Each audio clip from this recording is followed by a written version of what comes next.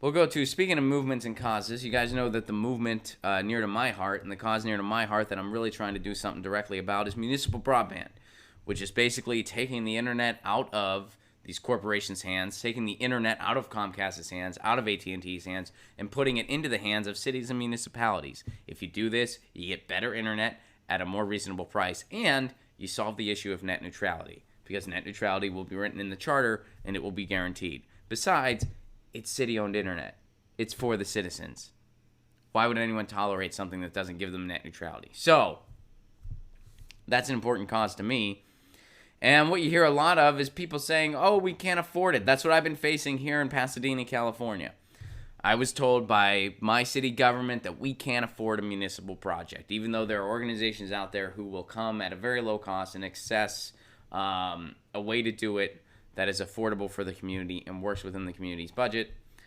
I haven't been able to garner interest from city officials yet. I'm still trying. But here's something. Here's a study from the Institute of Local Self-Reliance, which if you're interested in the cause of municipal broadband, this is a group you should be very familiar with, and you can go to muninetworks.org to learn more about them. Here's a study from back in February. Broadband is affordable infrastructure. Here's some side-by-side comparisons. The fact sheet looks at investments in both larger and smaller cities. Each of the projects that we compared to fiber optic network required similar local investment and contributed to the well-being of the communities where they were developed. The fact sheet offers a snapshot of cost, how the projects were funded, and the results.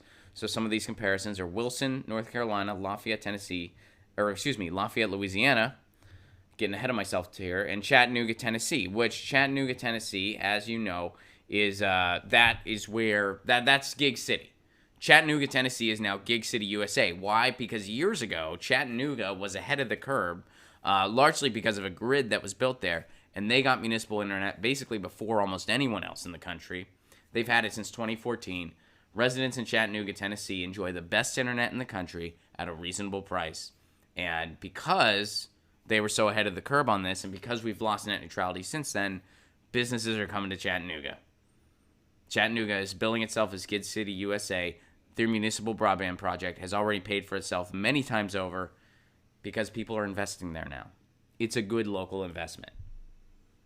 And that's the other thing that, and I know some of you are working on municipal broadband where you live. That's a thing that, try to speak the business speak to win over more people.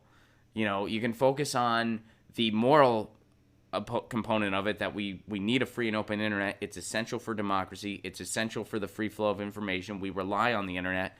But also speak their language in the business speak. This is a worthwhile community investment. You say we can't afford it. This isn't an expense. This is an investment in the community that will benefit the community.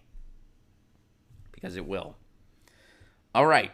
So let's look specifically at the chart that they made here. Local governments invest in public good. So here you go. With $15 million, a city can build a quarter of a mile for a light rail line, build 87 miles of underground urban fiber network. So the point of this is it's affordable. This is stuff that cities and communities need to do. Some need to do it and aren't doing it. Like the city of Flint. This is something that they really need. And they're not getting the help they need. That's a different story. But you can build 87 miles of an underground urban fiber network.